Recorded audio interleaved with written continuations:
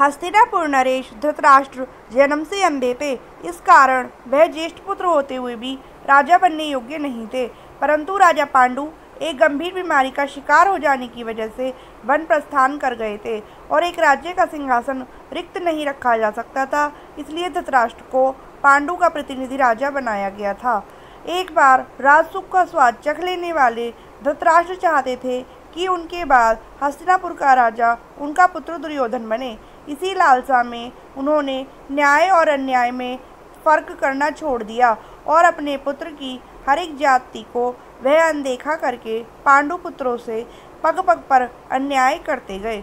दुर्योधन ने भी पांडवों के लिए अपने हृदय में घृणा ही पाल रखी थी। भीम को जहर देकर नदी में डुबोना, लाक्षागृह में आग लगाकर पांडु पुत्रों और कुंती को जिंदा जला देने का षड्यंत्र, द्रौपदी चीरहरण, ध्रुव क्रीड़ा में कपट करके पांडवों को वनवास भेजना और न जाने ऐसे कई षड्यंत्र से उसने पांडवों का अनिष्ट करने की चेष्टा की थी।